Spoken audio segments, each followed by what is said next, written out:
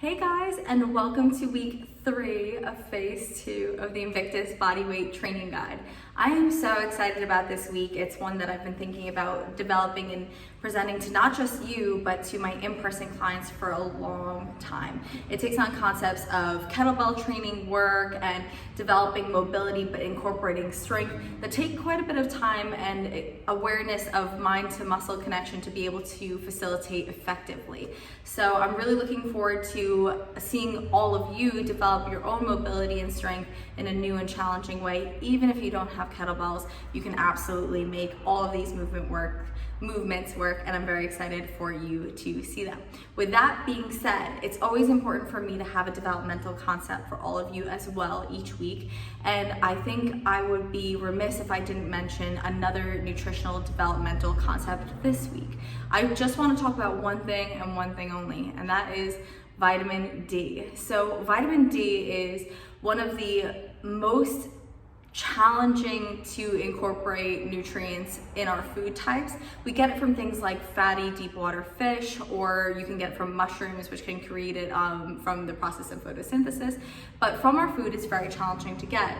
We find that most of our populations here in the United States are extremely deficient in vitamin D, which can cause seasonal depressive disorder. It can cause, or seasonal affective disorder rather, the SAD disorder, or seasonal depression.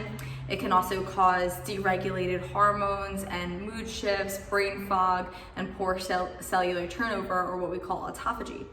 We find that populations that are deficient in vitamin D are also at a higher risk of infection and infirmity. So much so that we've seen with our COVID crisis that between 94 to 96% of the population that was affected by COVID and then mortally affected and unfortunately died from this horrible disaster were deficient in vitamin D. Now, if we recognize it for a long time, we've been deficient in the vitamin to begin with, and we can't supplement with it in a convenient way, well, the answer is quite easy.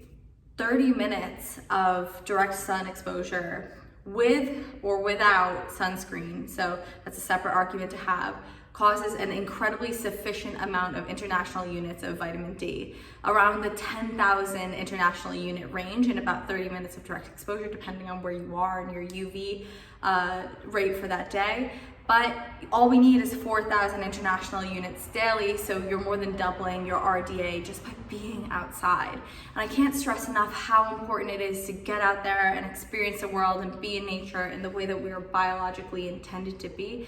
Another argument in the way of being outside is that 3 10-minute, easy to moderate level walks daily have a more significant impact on blood glucose than metformin. So in the time that you're working to get to your 30 minutes of exposure, you can also be regulating your blood glucose and giving yourself a better state of mind, as walking as well has been clinically utilized to treat depression. So there are so many things that are correlative and can lead towards a greater mindset and a greater outlook and a greater opportunity for success just by kind of stacking all of your approaches at once.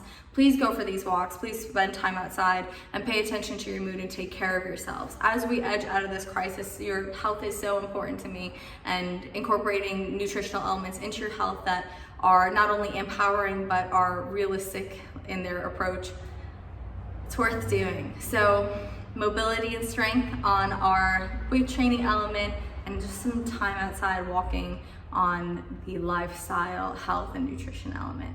That's all I've got for you guys today. If you have any questions for me, you know exactly where to reach me, and I'm so excited for this program. So have so much fun. Bye.